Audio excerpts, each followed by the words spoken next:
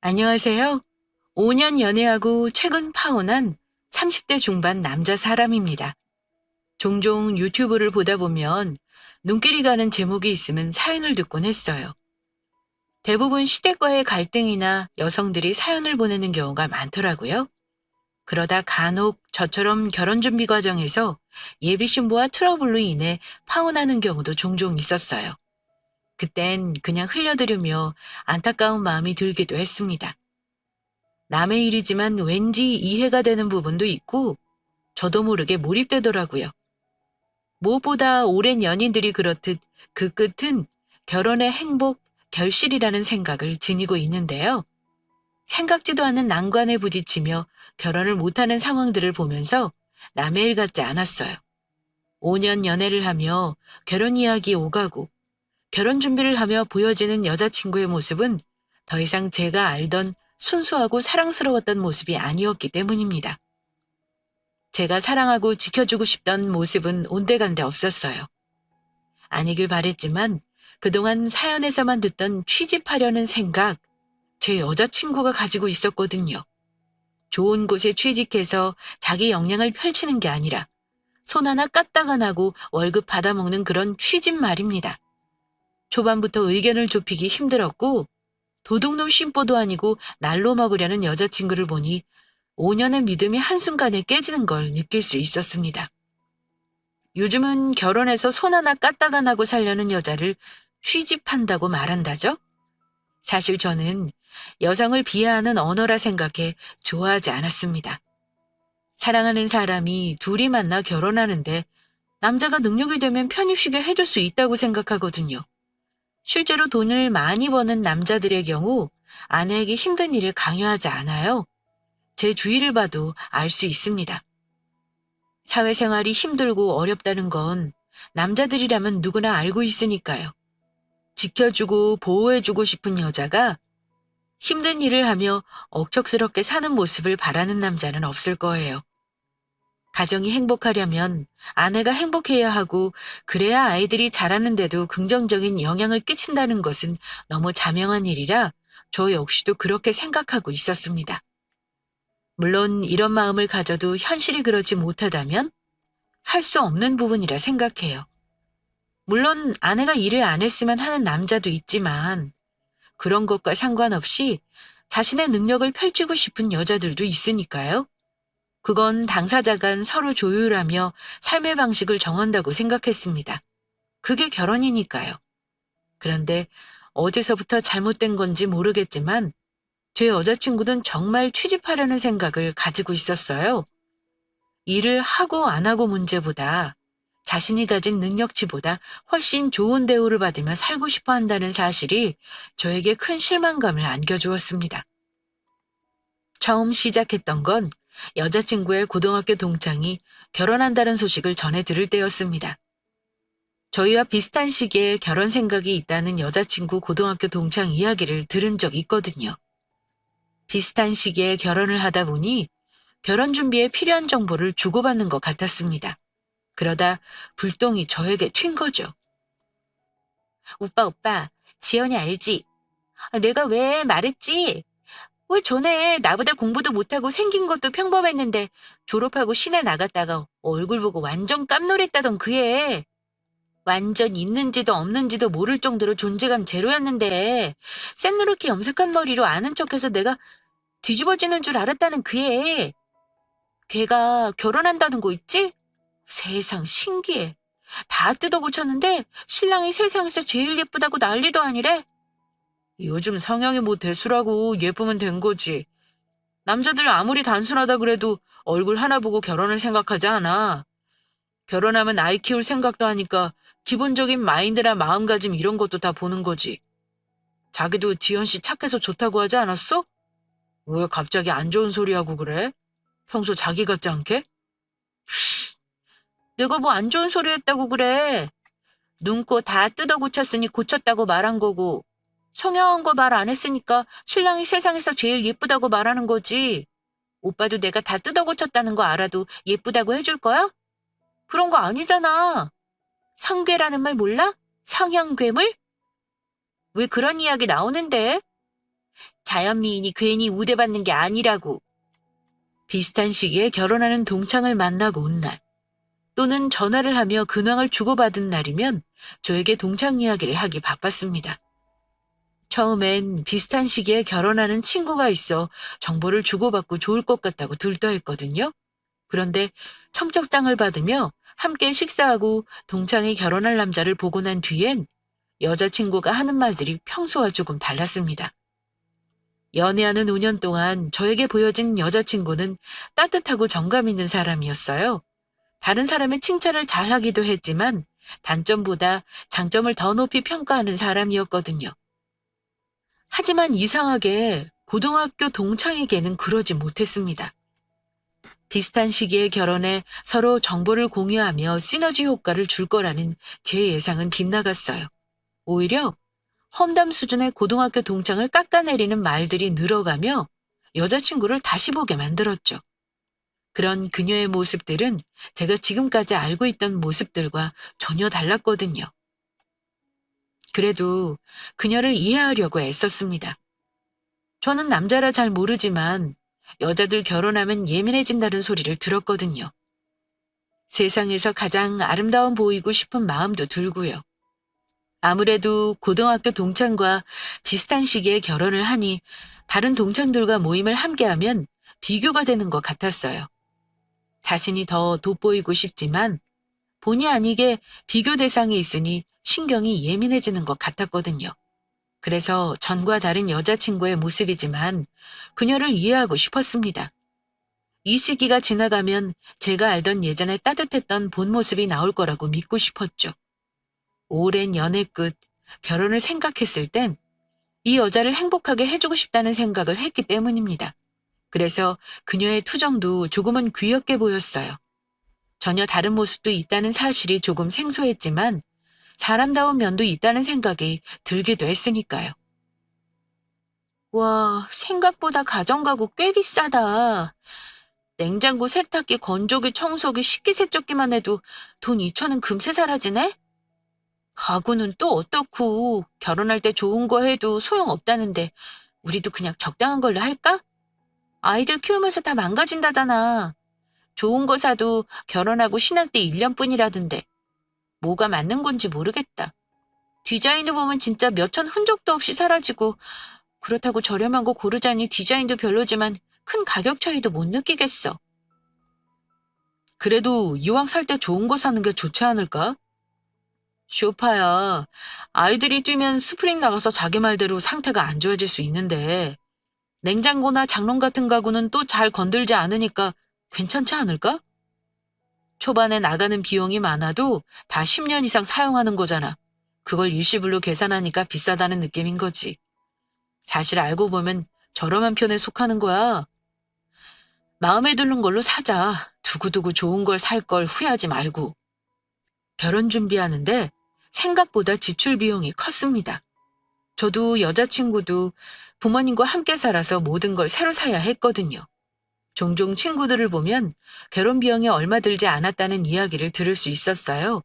그땐 그런가 보다 하고 흘려들었었는데 막상 제가 결혼할 때 보니 그 비용이 장난이 아니더라고요. 그래서 친구들에게 혹시 할인이나 다른 팁이 있는지 물었죠. 그랬더니 하나같이 독립해 살던 여자친구 집에 있던 가구를 사용했거나 자취했던 제 친구들 가전이 있어서 생각보다 비용을 절감할 수 있었다고 했습니다. 그제서야 이해가 가더라고요. 무에서 유를 창출해야 하니 모든 게 다 비용하고 연결되는 거죠. 사실 제가 열심히 산 건 결혼하고 힘들고 싶지 않아서였어요. 그렇기에 사고 싶은 걸로 집을 꾸미는 건 문제가 되지 않았습니다. 그래도 한 번에 이렇게 많은 지출을 한 적이 없어서 결혼은 현실이구나 싶은 생각에 든 건 사실이에요. 그건 여자친구도 마찬가지인 것 같았습니다. 평소에 데이트 비용은 제가 80% 이상 내고 있어서 여자친구가 돈을 쓸 일이 크게 없었거든요. 하지만 결혼은 서로 어느 정도 지출을 해야 하는 부분이 있으니 저보다 더 크게 와닿는 것 같았어요. 여자친구가 얼마 있는지 저는 사실 묻지 않았습니다. 능력이 있는 사람이 더하면 된다는 생각을 하고 있었으니까요. 그리고 제가 여자친구보다 4살이 더 많아서 나이가 많은 만큼 더 부담하는 게 좋다는 생각도 했습니다. 무엇보다 사랑하는 사람이랑 함께 사는데 사실 누가 더 많이 사고 안 사고의 문제가 큰 건 아니라고 생각하거든요. 결혼해서 여자친구가 일하기 싫다면 안 하고 살림만 해도 될 정도로 제 벌이가 나쁘지 않으니까요. 그런 저의 마음을 아는지 모르는지 여자친구는 지출에 대한 부담감을 하나둘 저에게 말하기 시작했습니다. 지연이한테 전화해봐야겠다. 지인 찬스, 이럴 때 사용해야지. 안 그래? 주변에 먼저 결혼한 친구 이야기 들어보면 비슷한 시기에 결혼할 때 가정 가구 같이 사면 더 저렴하다잖아. 진짜 5천 이상은 들겠던데. 10%만 할인돼도 어디야? 그치? 잠깐만, 나 지연이한테 전화 좀 해볼게. 지연아, 너네 가정 가구 견적 봤어? 어디서 했나 궁금해서. 오늘 나도 오빠랑 하이마트랑 롯데마트, 삼성이랑 LG 매장까지 싹 다 돌아봤거든? 그런데 어디든 다 생각보다 비싼 거 있지? 빈집에 들어가는 거라 안 살 수도 없고 말이야. 알아보니까 같이 구매하거나 친구가 샀던 곳에 추천받으면 할인받을 수 있다고 하잖아. 그래서 넌 견적 어디서 봤나 물어보려고 전화했지? 아, 그래? 진짜? 그래? 그럼 뭐 어쩔 수 없지. 그래, 알았어. 이만 끊어야겠다. 상담 차례 기다리고 있었는데 내 차례거든. 또 전화할게. 여기저기 상담을 다니다 지쳐서 한 커피숍에 앉아 음료를 마시고 있었습니다. 한숨을 쉬던 여자친구가 고등학교 동창에게 전화를 한다고 했어요. 같이 구매하면 할인폭이 더 큰 것도 있고 지인이 구매했던 곳에서 구매하면 추가 할인을 해주는 곳들도 있기 때문이었습니다. 제가 그러지 말자 할 틈도 없이 여자친구는 자연스럽게 고등학교 동창에게 전화를 걸었어요. 그리고는 이유를 설명하고 가정 가구를 구매했는지 견적은 받는지에 대한 정보를 물어보았죠. 기분 좋게 전화를 건다고 말했던 여자친구 얼굴이 점점 일그러지기 시작했습니다. 수다를 한참 떨 것 같은 포스로 전화를 걸었는데 이내 목소리가 점점 생기를 잃어갔거든요. 그리곤 급한 일도 없고 여자친구가 말한 것처럼 상담을 받던 중도 아니었는데 급한 일이 있다며 전화를 황급히 끊었습니다. 앞에서 지켜보던 전 당연히 당황했고요. 왜 그래? 무슨 일 있어? 황급히 전화를 끊고 그래. 무슨 이야기 들었길래? 지석 씨랑 싸웠대? 예비 부부들 혼수 준비하다 싸우기도 한대. 그럴 수도 있지. 그렇게 당황하고 끊으면 주연 씨도 당황스럽겠다. 그런 거 아니지? 아, 나 진짜 살다 살다 별일을 다 겪네? 진짜 모지연, 걔가 나보다 잘난 게 뭐가 있다고? 학창 시절도 그렇고 지금도 그렇고 나보다 잘난 거 하나 없는데 진짜 세상 너무 불공평한 거 아니야? 뭔데? 분위기 보면 지석 씨랑 지연 씨가 싸운 건 아닌 것 같고 대체 무슨 소리를 들었길래 이렇게 화를 가라앉히지 못해? 평소에 보던 자기 모습 아닌 것 같아. 어색하다. 당황했지만 어떻게든 여자친구 분위기를 풀어주고 싶었습니다. 혹시나 여자친구 동창 커플이 싸워서 그런가 싶은 생각도 했으니까요. 사실 결혼은 현실이라고 그 현실의 벽에 부딪히기 시작하는 게 결혼 준비라는 사실은 워낙 많이 들어서 알고 있었습니다. 그렇기에 당황하며 전화를 끊는 여자친구를 보며 상대방 커플의 분위기가 안 좋은 시기에 전화를 걸었다 생각하게 된 거죠. 그렇지 않고서야 일상적인 이야기를 물어보러 전화를 했는데 급하게 전화를 끊으며 기분 나빠할 일은 없으니까요. 그런데 보기 좋게 제 예상이 빗나갔는지 여자친구는 알 수 없는 소리를 해댔어요. 자기보다 잘난 거 하나 없다며 고등학교 동창을 험담하는데 평소 제가 알고 있는 모습이 아니라 어색하고 보기 안 좋았습니다. 아니, 사실이 그렇잖아. 오빠는 왜 자꾸 내 모습이 아닌 것 같다고만 해? 내가 언제 없는 이야기 지어내? 그런 거 아니잖아. 나보다 잘난 거 하나 없는데 결혼 나보다 더 잘하는 것 같으니 마음이 상하고 화딱지도 나고 그래. 대체 뭐가 잘났길래? 그렇게 이야기하면 내가 어떻게 알아들어? 친구가 결혼 잘하면 좋은 거지. 그렇다고 자기가 결혼 못하는 것도 아니잖아. 자기도 친구들 중에서 결혼 제일 잘하는 거라고 기분 좋아했으면서 왜 갑자기 지연 씨랑 전화하더니 신세 한탄인데. 뭔 일 있어? 비슷하긴 뭐가 비슷해. 내가 완전 지연이보다 결혼 못하는 건데. 무슨 소리 들었냐고? 혼수 보러 간다고 지난주에 분명 단체 톡에 말 꺼내서 물어봤는데 혼수 비용을 하나도 모른대. 견적 본 거 없냐고 물었더니 예비 신랑이 다 하기로 해서 모르겠대. 말이 돼? 대체 뭐가 이쁘다고? 그러면서 뭐라는 줄 알아? 견적 금액이 필요한 거면 예비 신랑한테 물어봐서 견적서 달라고 한대. 아, 진짜 쪽팔려서.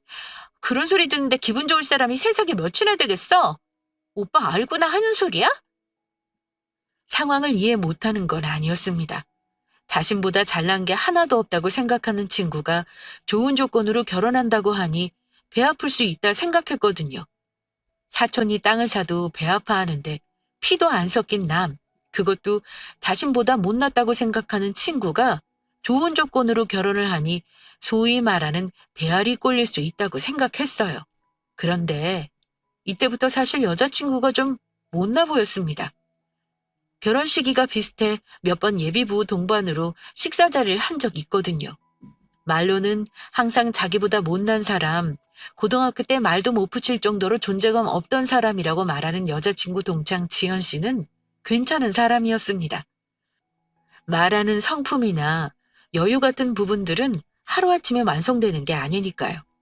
그 사람에게 풍겨나오는 이미지가 상당히 고급스러운 사람이었습니다. 그래서 여자친구 친구라고 말했을 때 좋았어요. 옆에 두고 배울 점이 많은 친구라 느꼈기 때문이죠.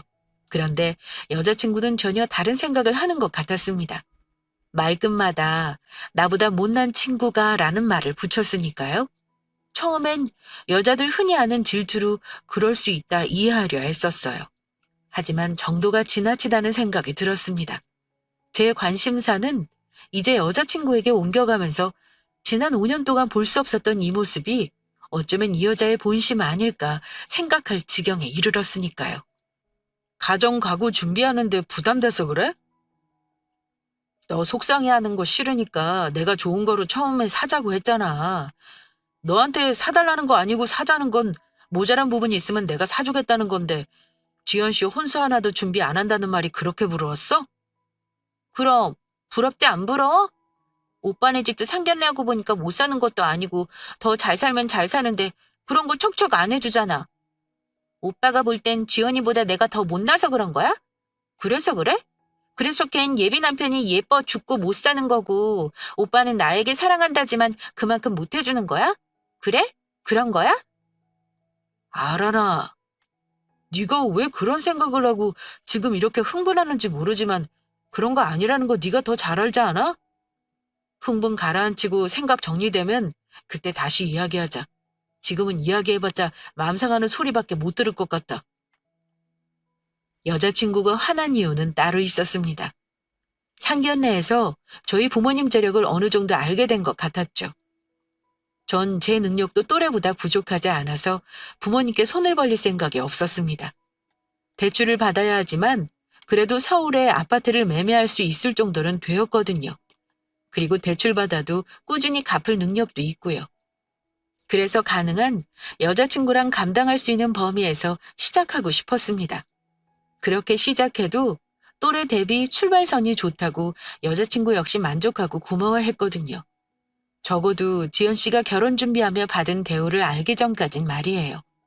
그런데 혼수 준비를 하며 하나도 돈을 쓰지 않게 되었다는 지연 씨 결혼 준비 이야기를 듣더니 제 여자친구가 돌변해버린 거죠. 모든 상황이 정리되고 차분히 사연을 전하는 지금. 그 순간의 여자친구 모습을 돌이켜보면 정말 돌변이라는 말이 딱 어울릴 것 같았습니다. 그걸 보는 제 마음은 씁쓸히 무너져 갔지만요. 오빠, 24평은 좀 작은 거 아니야? 아무리 결혼하고 둘이 산다지만 평수가 좀 작은 것 같아서 그래. 32평은 돼야 거실에서 함께 일도 하고 그러지 않겠어? 내가 말했잖아. 나 거실 카페처럼 꾸미고 싶다고. 24평은 카페는커녕 TV랑 소파 넣으면 끝이더만. 아기라도 생기면 답답해서 어떻게 지내. 우리 평수 좀 큰 걸로 보면 안 돼? 24평도 좋다고 말했잖아. 적당한 가격 나오면 계약하기로 해놓고 이제야 왜 그러는데? 24평이 왜 작아? 내 친구들 보면 아이들 초등학교까진 다 잘 살던데 초등학교 입학할 때쯤 큰 평수로 이사 가는 게 맞아. 처음부터 큰 평수 하면 물론 좋겠지. 근데 그만큼 대출을 더 받아야 하고 생활비 부담이 늘어가는데 뭐하러 7, 8년 뒤에 늘려도 될 걸 지금부터 해. 그러면 7, 8년 동안 한 달에 내야 하는 금액이 적어도 7, 80만 원은 더 늘어나. 그건 현실적으로 아닌 것 같아. 가전 가구에 대한 이야기가 일단락 마무리된다고 생각했는데 다른 곳에서 불똥이 올라왔습니다. 이번엔 신혼집이었거든요. 서울의 끝자락이지만 24평 아파트를 매매할 생각으로 발품 팔며 동네를 보았습니다. 지하철역에서 8분 거리로 단지를 형성한 곳이었어요. 단지 내 초등학교도 있고 차로 10분 내외에 대학병원, 도서관, 공원, 마트 같은 편의시설이 잘 형성되어 있었습니다. 다른 곳은 5억 초반이었지만 여긴 6억 후반에서 7억으로 조금 더 비쌌어요. 그래도 아이들이 자라는 것까지 생각하면 위치상 마음에 들어 결정하게 되었죠. 그리고 6억 중반대로 나오는 금매가 있으면 계약하고 살기로 이야기도 마친 상태였어요. 그런데 갑자기 24평이 작다며 툴툴거리기 시작했습니다. 집을 알아볼 때 고려 안 한 것도 아니에요. 서울 외곽에서 교통편이 불편하면 32평도 7억대에 매매 가능한 곳도 있기 때문이죠. 평수가 적어도 편의성을 우선시할 건지 넓은 집에 중점을 둘 건지 많은 이야기 끝에 결정한 부분이었습니다. 결혼하면 아무리 늦어도 2년 안에 아이를 낳고 키울 계획도 함께 했거든요.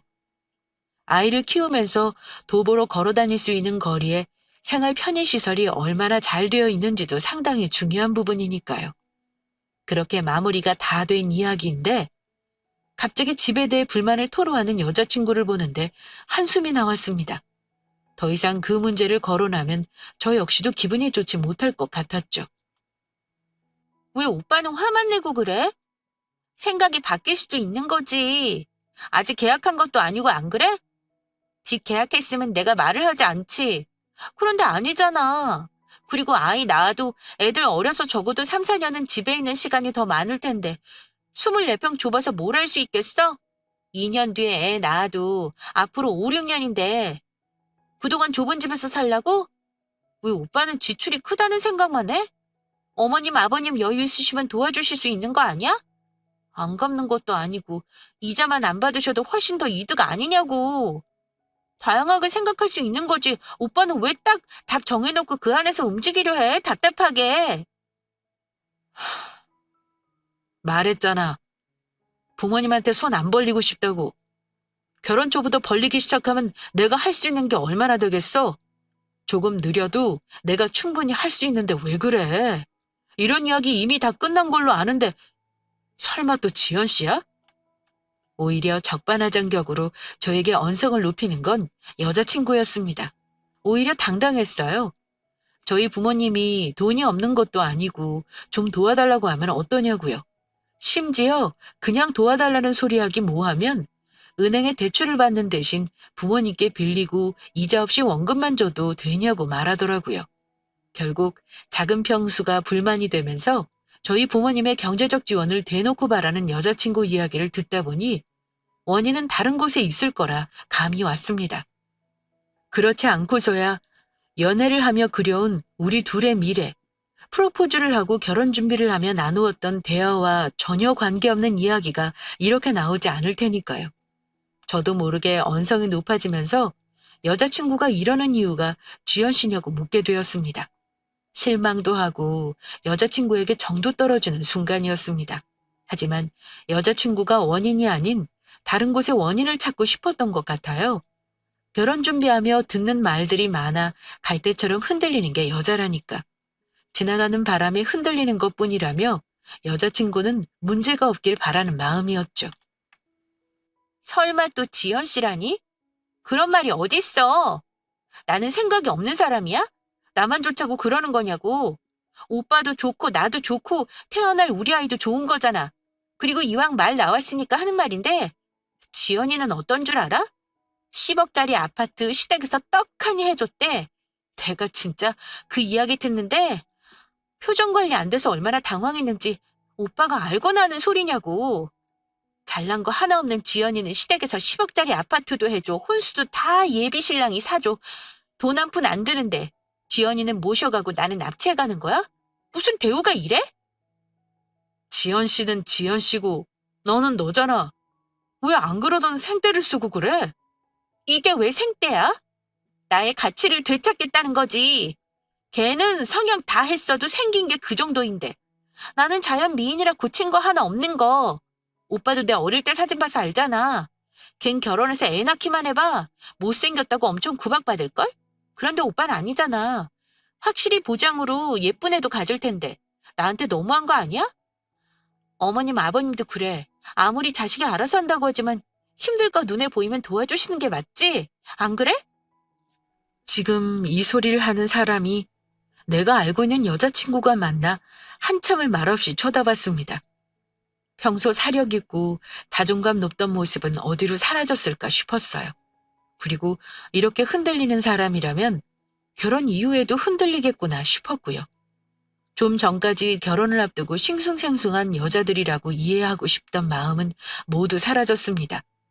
지금까지 보이지 않았던 모습을 볼 수 있어서 결혼식을 올리기 전 다행히 뒤돌아설 수 있겠구나 싶었죠. 예식장, 혼수, 신혼집, 그 어느 것도 예약한 게 없었거든요. 예약을 했더라도 뒤엎을 정도로 이미 여자친구에게 결혼에 대한, 아니 앞으로 함께 지내려고 한 미래의 그림은 모두 백지 상태가 되었습니다.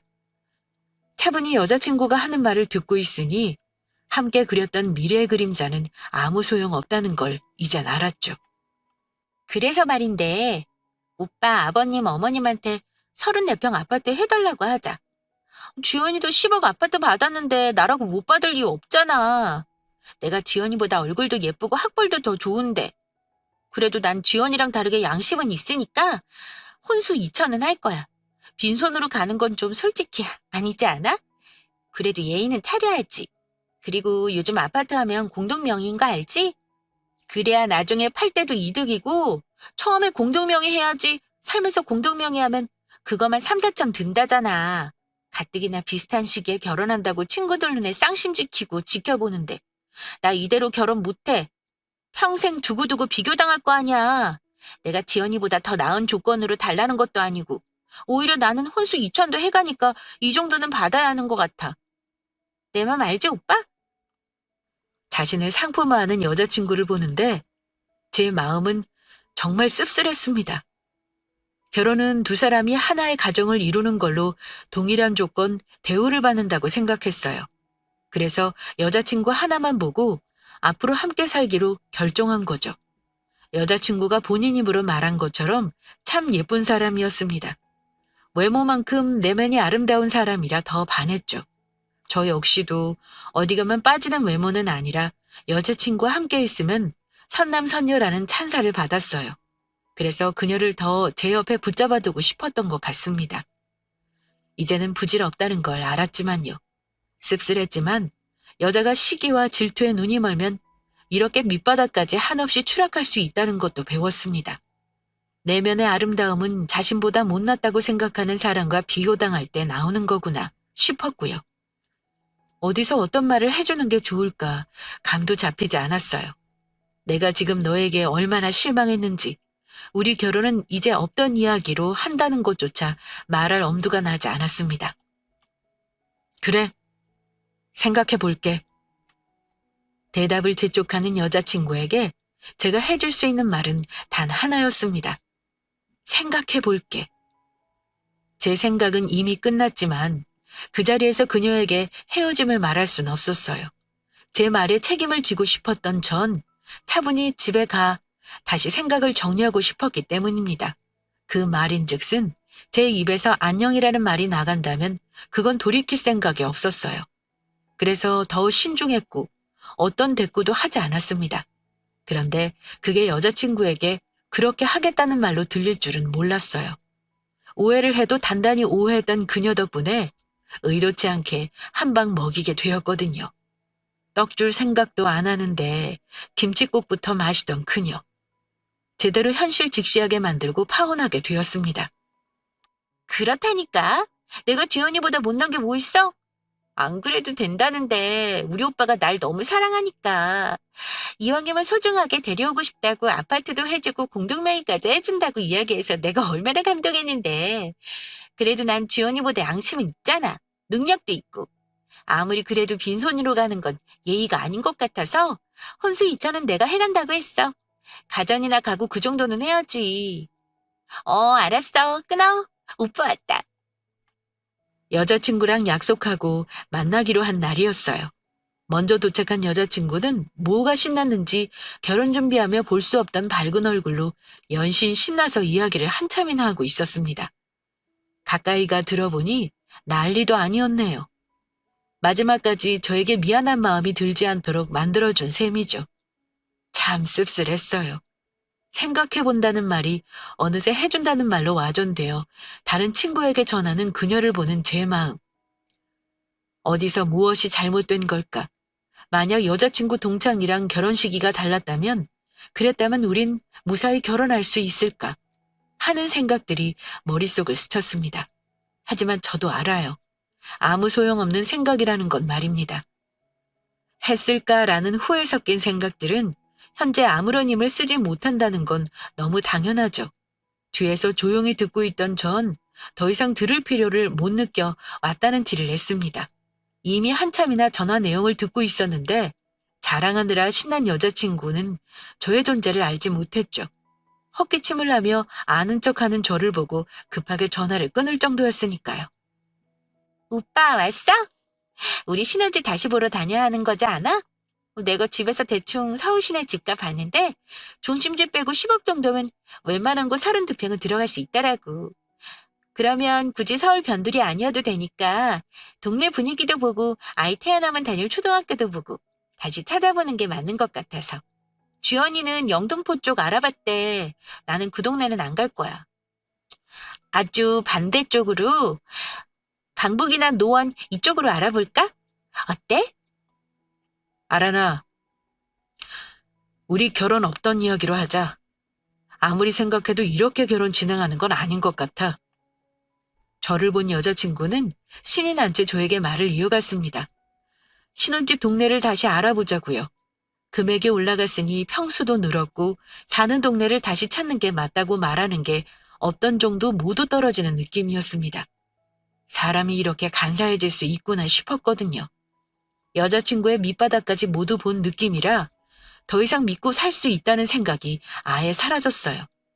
앞으로도 지연 씨라는 동창생과 연락을 주고받으며 평생도록 비교 대상이겠죠. 그때마다 전 시한폭탄을 안고 사는 느낌으로 살얼음 위를 걷는 듯한 결혼 생활을 유지하려 했을 테고요. 안 봐도 뻔한 그 길을 가고 싶지 않았습니다. 그리고 제가 원한 것도 아니었지만 혼자 망상을 펼치는 그녀도 이제 그만 멈추는 게 낫다고 생각했어요. 오빠, 무슨 소리야? 우리 결혼 준비 아무 차질 없이 잘 진행되고 있는데 무슨 일 있어? 어머님, 아버님이 아파트 못 해주시겠대? 그래서 그래? 아무리 그래도 그렇지. 같이 해결할 방법을 찾아야지 이렇게 결혼 못하겠다는 말을 하는 게 어딨어. 내 친구들은 다 나 아파트도 받고 좋게 결혼한다고 알고 있는데.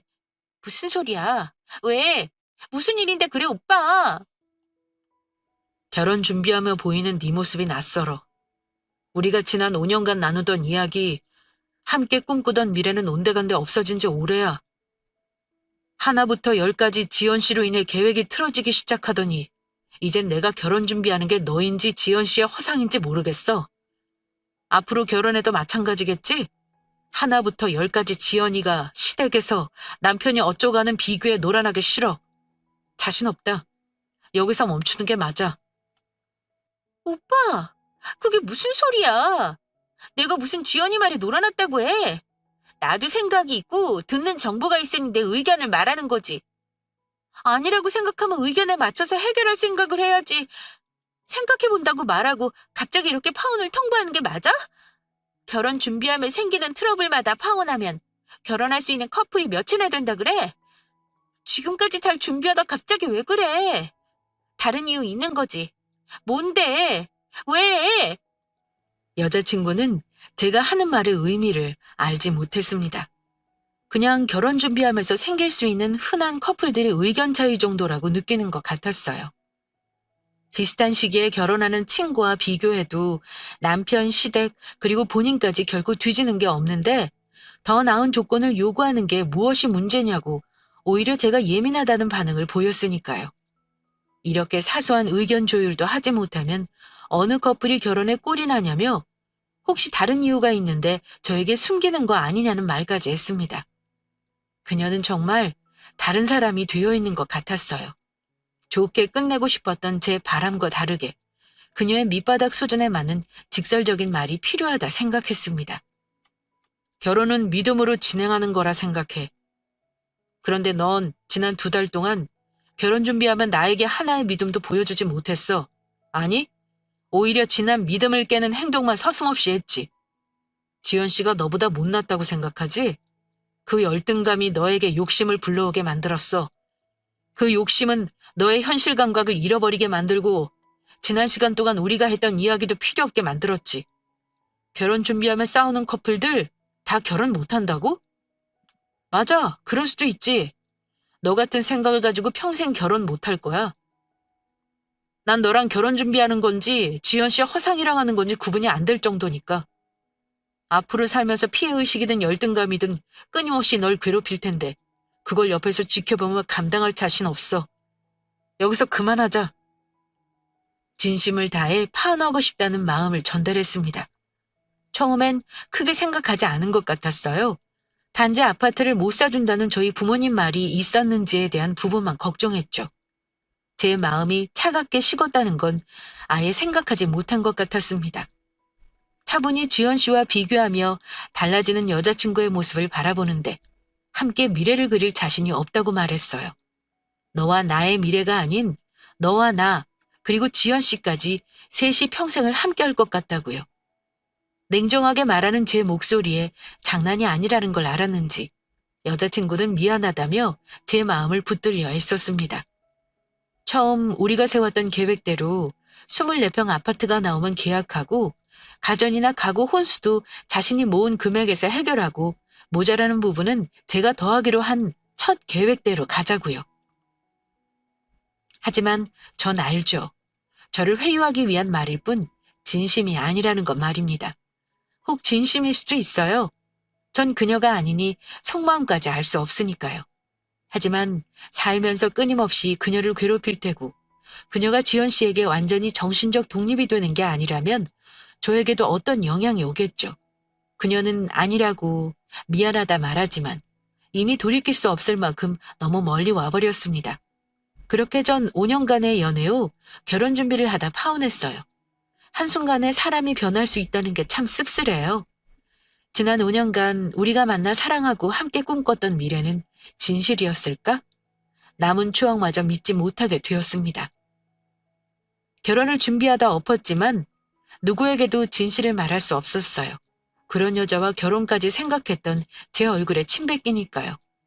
하지만 답답한 속내 어딘가에는 털어놓고 싶었습니다. 누구나 살면서 실수는 할 수 있고 그걸 계기로 사람 보는 눈도 나아진다는 위로가 필요하겠죠. 요즘 길가에 파릇하게 새싹이 올라오는 걸 보면서 마음의 위로를 받고 있어요. 제 마음에도 새싹이 피고 풍성한 잎들이 가득 채울 날이 다시 올 거라 믿고 싶습니다.